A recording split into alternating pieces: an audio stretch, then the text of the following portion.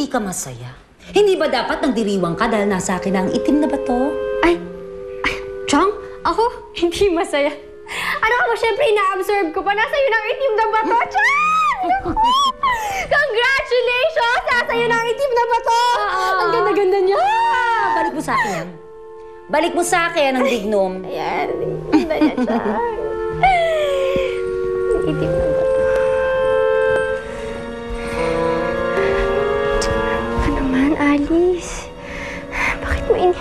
Bakit mo binigay sa kanya itim na bato?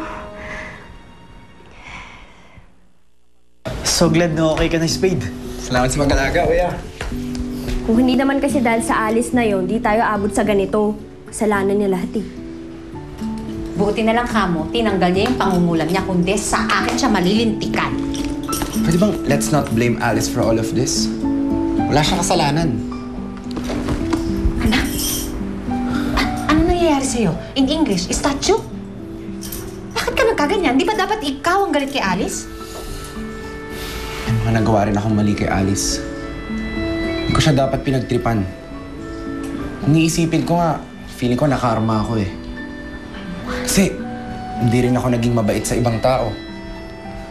Kaya simula ngayon, Ma, huwag na nating sisisihin si Alice. Tutuusin, ako nga may atraso sa kanya eh.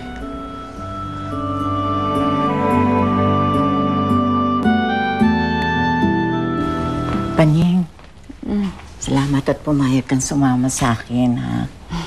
Meron na ako ngayong mapaghihinga ng mga problema ko. Insan naman, nagkahiwa-hiwalay na nga mga pamilya natin eh. Ngayon pa bang may pagkakataon akong makasama ka? Ako pang aayaw? Alam mo, aminin ko sa'yo, litong-lito ako. Maraming bagay akong gustong gawin para matahimik na ang isip ko. Insan, kung ano man yung mga bagay na yon na gusto mong gawin, huwag kang mag-alala. Nandito ako, tutulungan kita. Gawin natin. Panyeng, malakas ang kutob ng loob ko na anak ko si Alice. Pero paano ka nakasiguro? Eh, hindi mo pa nga nakikita kung may balat siya sa noo. At saka isa pa, eh di ba may nanay si Alice? Aalamin ko. Gagawa ko ng paraan. Hindi ko palalampasin ang pagkakataong ito para malaman ko kung siya nang ang anak ko. Panyeng, ayokong mamatay nang hindi ko nakikita ang anak ko. Nasaan na kaya si Ate Alice? Bakit hindi siya lumalabas? Kailangan ko siyang makausap. Kung pumasok na lang kaya ako sa loob ng bahay. Ayos, makakapagpahinga na tayo. Nasa atin na itim na bato. Yayaman tayo. Paano naman ang sasabing yayaman tayo sa itim na bato? May power show. Naku, nandito pala yung kapring kalbo. Ayun yung kasama niyo. Paano ako makakapasok sa loob ng bahay? Alice! Ate Sinag! Kanina pa kita gusto makausap. Ang hirap mo naman tiyempuhan. Bakit ka ba kasi nagkukulong dito sa kwarto mo? Eh, buti nga umuwi pa ako dito, Ate Sinag eh. Alam mo ba, ayoko na talagang bumalik pa dito. Simula nung binigay ko itim na bato kay Aling Esmeralda. Gusto ko na talagang umalis dito. Eh, bakit mo naman kasi binigay sa kanyang itim na bato? Lalo mo lang siya ginawang makapangyarihan. Makapangyarihang masamang mangkukulam.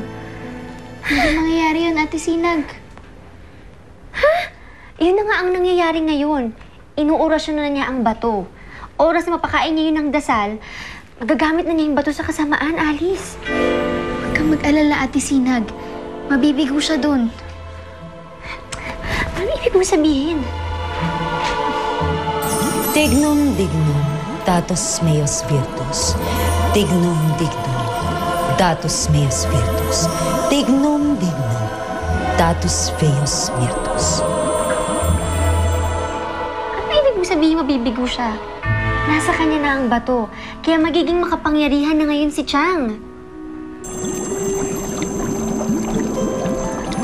Ano nangyayari? Bakit wala akong maramdaman na kapangyarihan? Dahil wala naman sa kanya yung totoong digno. Ha? Hindi ko yun binigay sa kanya. Ito oh.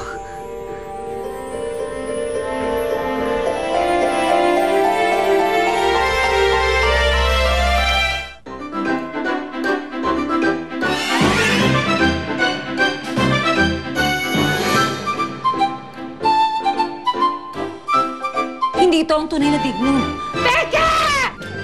Sige na, paano ka? Sumama ka na lang sa akin. Hindi kita kayang iwan dito. Sigurado lagot ka rin sa tiyan mo. Tumawag po yung guard sa gate. May pupuntang tao dito. Gusto po raw kayong kausapin.